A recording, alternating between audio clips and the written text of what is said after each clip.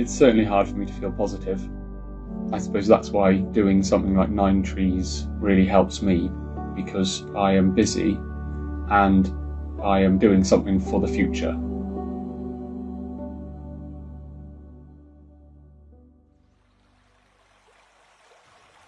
Growing up on the banks of the River Wye in mid-Wales, being surrounded by nature really got me into being outdoors.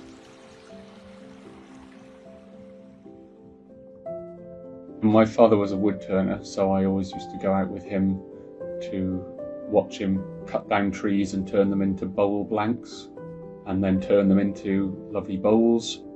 I think that's where the love of trees came from. The smell of the sawdust, the feel of the wood when it's turned. It just looks so exquisite and can shine in the light. My favourite kind of landscape and habitat is woodland, broadleaf woodlands mainly. So I really wanted to get into creating new habitat and new woodland. With new woodland comes a greater area for wildlife to live and thrive in, and also where I find my attachment to nature. It helps me with my mental well-being, so the woodland is the place I want to create.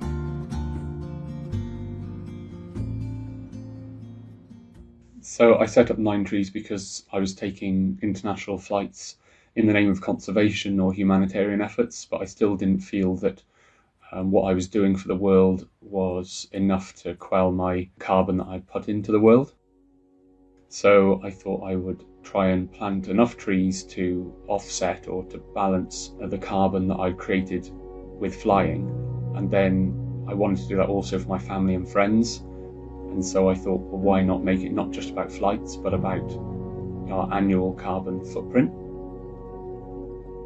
So to balance the average carbon footprint of a UK citizen, it would be 9 trees per year, which eventually sequesters 9 tonnes of carbon.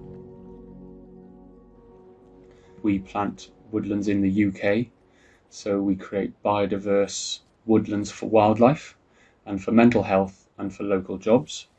And it's not just paying so that you can fly or continue to pollute, but you're joining us on a journey where you're also trying to reduce your emissions, and you know the full worth of a tonne of carbon.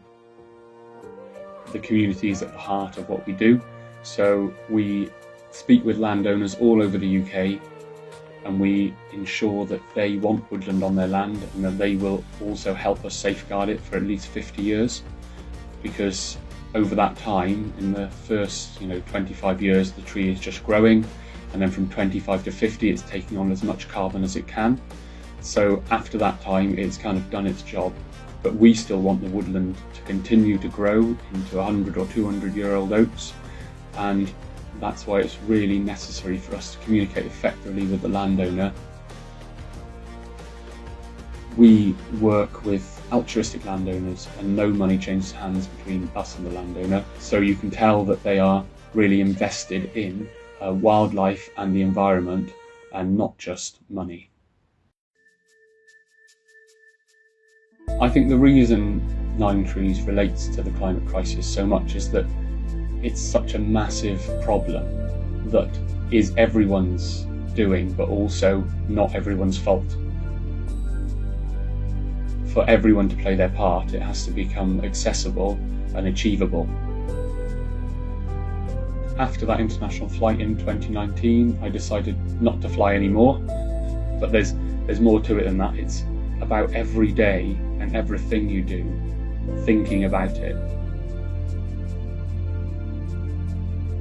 In order for me to take my head out of the sand and do something about the climate crisis, I felt that I needed to get back to my roots and what I want from life and what I love.